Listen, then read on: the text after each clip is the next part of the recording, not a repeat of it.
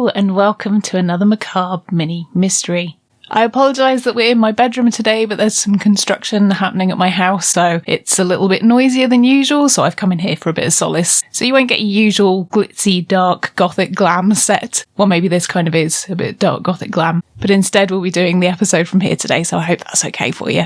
In today's episode, we're looking at another strange tale from around the world, and veering away from our regular, foggy and mysterious London streets that we're so acquainted with by now. Today, we take a trip across the pond to a little rural town in West Virginia, Fayetteville to be precise, and uncover a tale that has mystified people for many years, and which still remains unsolved to this day. On Christmas Eve 1945, a family home burned down. Inside were 9 children and 2 parents, but only 4 people would emerge from the blaze that night with their lives. The remaining 5 children were thought to have perished in the flames, but strangely, once the fire had been quenched and the cooled ashes of the building searched, no human remains were found, and the circumstances leading up to the event seemed suspicious and unsettling, to say the least, leading to theories of kidnapping, slavery, and even murder. But who may want to do this to a family who seemingly kept themselves to themselves? Today, we uncover the mystery of the Sodder family fire.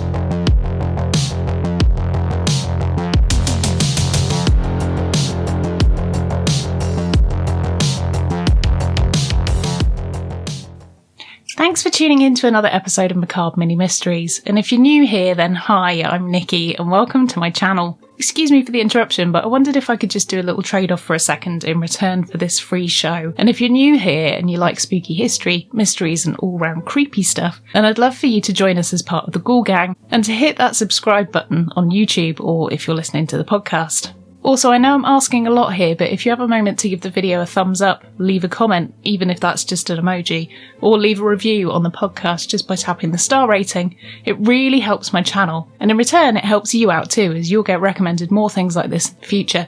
Not just from me, but from other shows that are in a similar vein as well. Because, let's face it, we're all slaves to the algorithm and it chooses for us now, so you may as well make that easier on yourself. Thanks very much, and back to the mystery.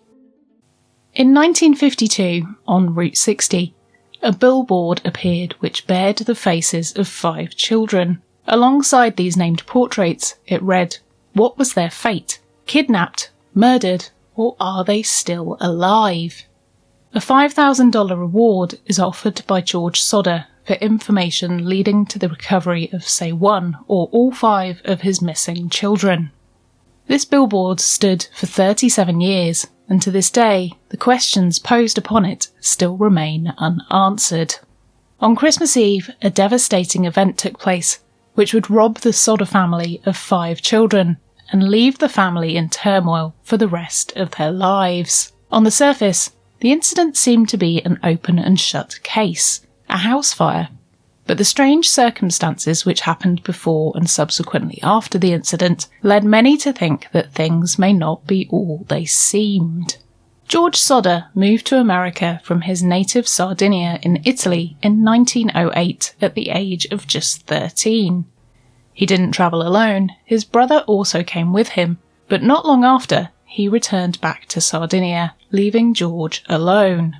Not much is known as to why the 2 boys were sent away, or if they were perhaps orphans, but like millions of other Italians, they left their homeland, which was overpopulated and unprofitable, due to the unification of Italy 20 years previously.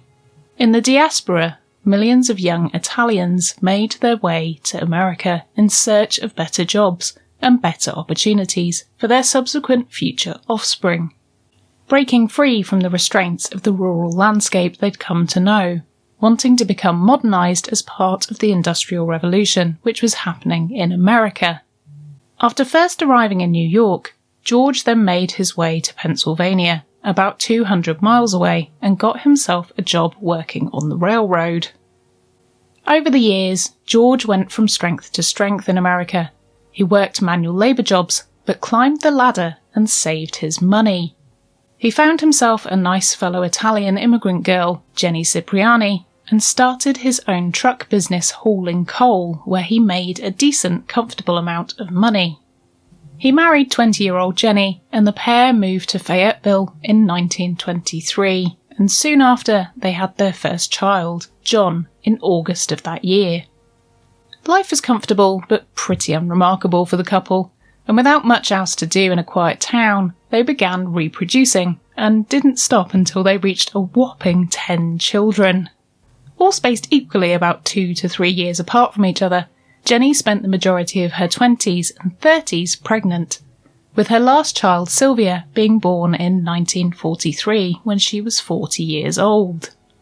Life was pretty quiet for the family, but George did have a habit of being rather outspoken, which upset some people in the town. In particular, he was forthcoming about his dislike of the fascist Italian dictator Mussolini, who by 1945 had been assassinated, much to George and many other Italians' delight. But not everyone shared his opinions, and his joy was met with some disdain from his fellow Fayetteville residents. Despite a few minor ructions, George, Jenny and the rest of the Sodder family lived their lives in relative peace. 2 of the older children were now old enough to go and make their own way in the world. The second eldest boy, Joe, had been called into military service as part of World War II, and Marion, who was still living at home, got herself a job at the local 5 and dime store. In December 1945, the family were getting themselves prepped and ready for Christmas. They decorated the home, put up a tree and Christmas lights, and had begun preparing for a quiet family celebration at home.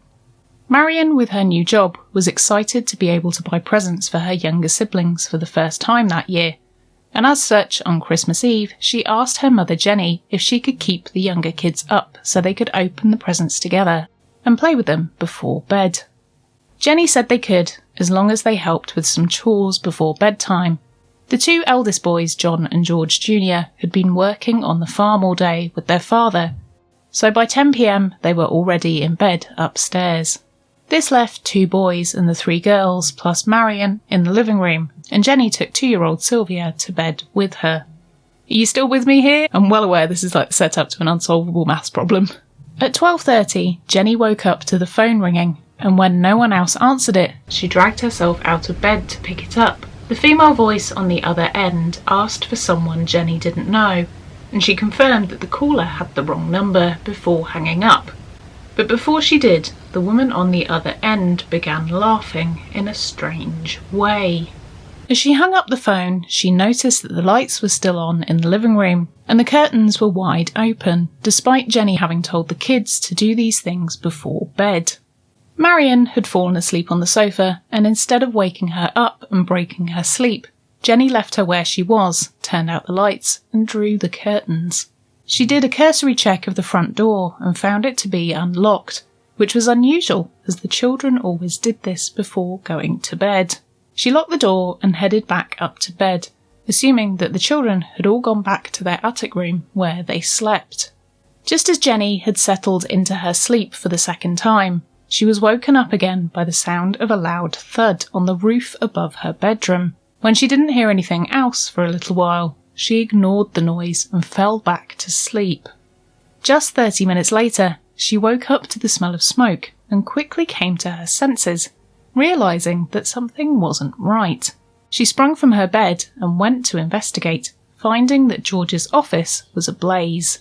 She ran to George and woke him up, and in turn he woke the older boys, and Marion heard the commotion and woke up too. The family, concerned for the children who had yet to emerge from their room, began shouting for them, but there was no response. When trying to go up the stairs to retrieve them, the flames were too intense and prevented anyone from passing safely into the attic room. This also meant the children couldn't get down. There were no sounds of shouting or screaming at all heard from the attic room, and as the fire advanced and attempts to use the phone to call the fire brigade failed due to the phone line being down, the remaining family members had no other choice but to evacuate. Once outside, George, despite the flames which were now growing quickly and engulfing many parts of the house, went to climb onto the roof, but couldn't find a ladder, which was usually stored near the house. It had disappeared. He managed to scale the wall and smash a window, but then tried to get 2 of his trucks to the edge of the house so he could climb up on them. But both of the vehicles were completely dead and wouldn't turn over at all. This also prevented the family from driving to get help. Desperately searching for water to help extinguish the fire, the water storage barrel at the back of the house held some hope. But unfortunately, as it was a particularly cold evening, it had frozen solid. Even if water had been able to be sourced from it, the fire was far too advanced to have been quenched by the few gallons that were inside it. By this time, a neighbour called the fire station, but the call that passed through the operator seemingly didn't get passed on. The family stood and watched helplessly as the house burned down in front of them, and all their efforts to try and extinguish it were completely useless. And even though the town was quiet and didn't have many residents, still no one came to help. It was 8 a.m. the following morning when the fire brigade arrived. It would later be established that the reason for the 7-hour delay was due to many of the firemen having been fighting in the war. Also, the service wasn't centralised, had no station which the men all stayed at, and in order to put a call out, each man in turn had a call list of people to contact.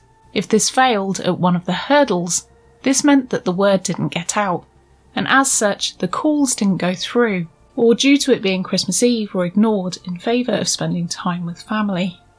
And in a huge display of incompetence, the fire chief admitted to not being able to drive the fire truck, and as such waited until someone could drive the team there.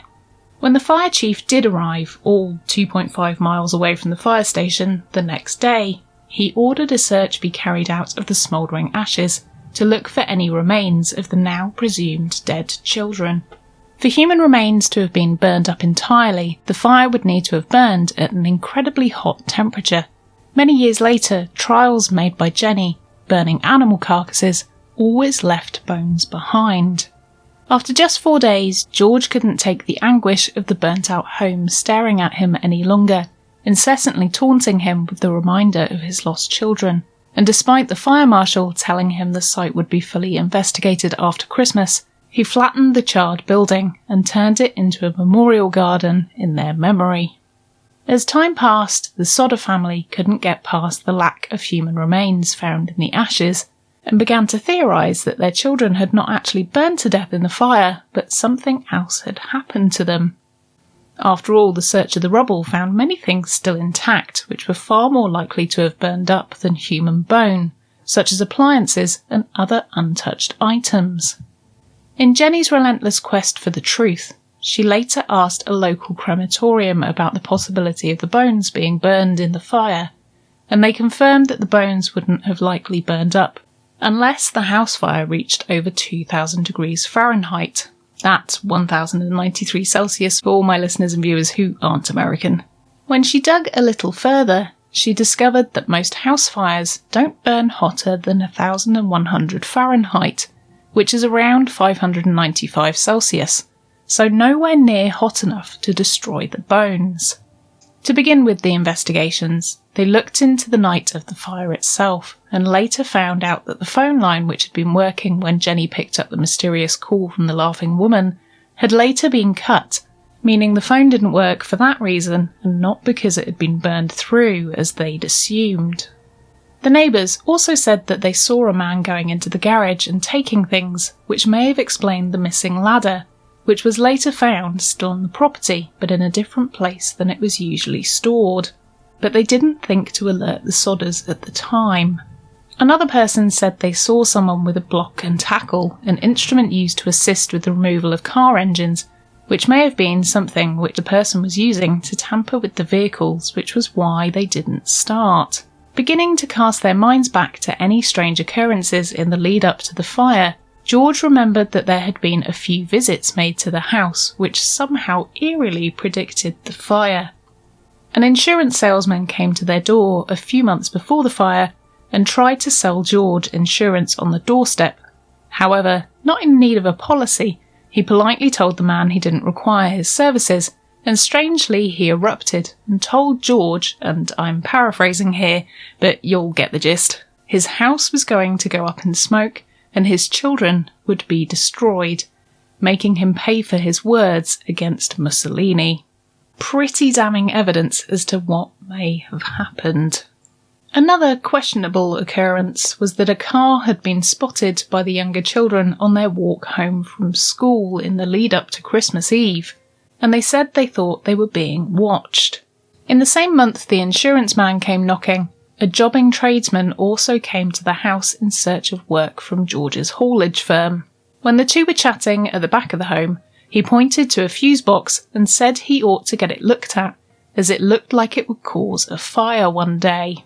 George had only just had the electrics checked and some rewiring done at home, so for his peace of mind he got the electrical company to check it again, just in case, and they said everything was fine.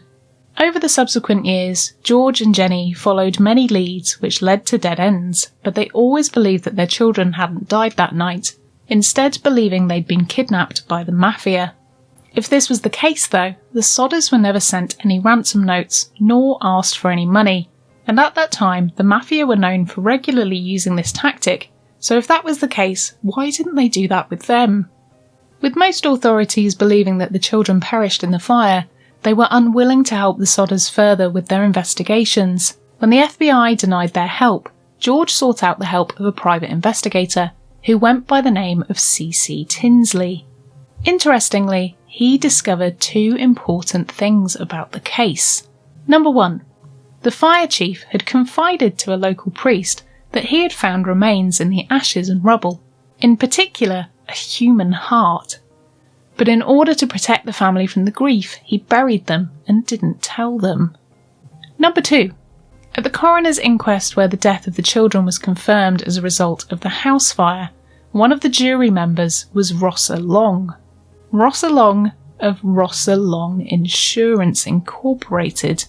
The same Rossa Long who just so happened to have paid a visit to the Sodder family to tell George his kids were going to die in a fire. In order to gain some kind of peace of mind, Tinsley and George went to dig up the box of human remains that had been buried on the site of the former home, and they took the fire marshal with them. He pointed to where the box was buried, and they dug it up. They took the box to a mortician at a local funeral home, and after some tests, the verdict was the remains inside were that of an animal, and in particular the heart, in inverted commas, was actually a beef liver, and it was fairly fresh. The fire chief never explained himself as to why the contents of the box were not what they were expecting, but it's been rumoured that he did this in order to put the story to bed for the family and to give them some closure, and equally so they would stop hassling the authorities for answers, a part kindly, part arsehole move on his part. Nothing was done about investigating Rossa Long's involvement in the fire either, and after all the leads had been exhausted, the authorities just began ignoring any more correspondence from the Sodders. This led them to hand out flyers in the town and beyond, and also to erect the 2 billboards which would become a ghostly marker of this terrible tragedy for many locals for the following years. George would investigate other leads in New York, where he had seen a picture of a girl in a newspaper that looked like Betty, but he was refused access to her by the school she was at, leaving the lead as yet another dead end. However, a glimmer of hope came to Jenny when in 1968 she collected the post from the mailbox and found a handwritten envelope addressed to her inside. Inside the envelope was a photograph of a young man who looked like Louis Sodder. Lewis, who was 9 years old at the time of the fire, but would have been 23 at the time the letter was received. On the back it said, "Louis Sodder, I love brother Frankie, ill boys, A90132 or 35. I must say, when you look at the photos side by side, the resemblance is a good one. George paid another private investigator to look into this lead for him, but he never returned to the Sodders, and it's thought he just took the money and ran. A year later, in 1969, George passed away at the age of 73, but the search for the children didn't die with him.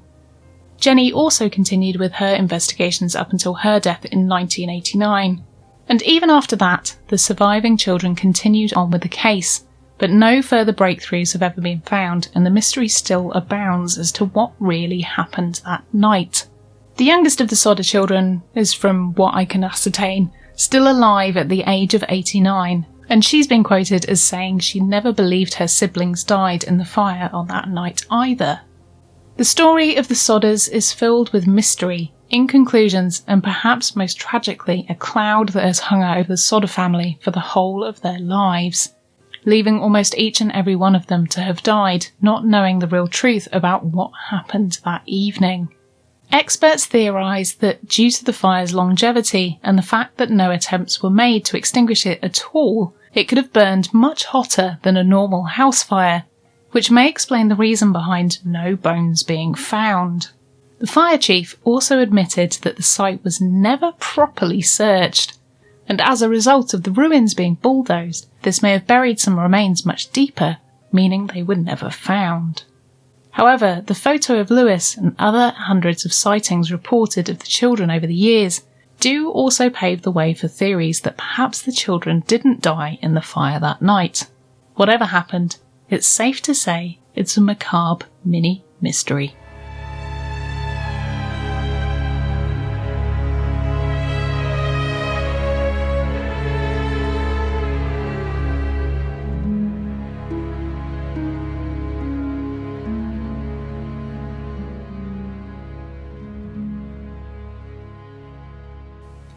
Thank you so much for joining me for that episode today, and also for joining me in the weird recording space that is my bedroom. This topic is so huge, and if you're interested and want to learn more, as there's some more intricate details that I had to cut from this episode just for time, then I'll leave all my sources in the usual places as I would normally do in the description box and the show notes of the podcast, so you can decide what happened.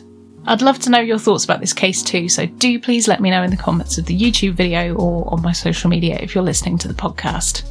As usual, if you'd like to help support the show, then you can do so by subscribing, signing up to my Patreon, or leaving me a tip via the Acast supporter link or PayPal, buying a gift from the Amazon wishlist, or just telling your friends about the show. It's all so useful and it really helps me, so thanks so much. As always, a huge big thank you goes to our executive Patreon producers, Sam, Barry, Sarah and Veronica, and all our other patrons too. Also, if you want to hear a story of yours on the show, then I've just started a Google form for you guys to submit your own ideas for mini mysteries or for Macabre London episodes, so make sure you check that out in the description too. Thank you for joining me for another Macabre mini mystery. I've been Nikki Drees, and I'll see you ghouls next time.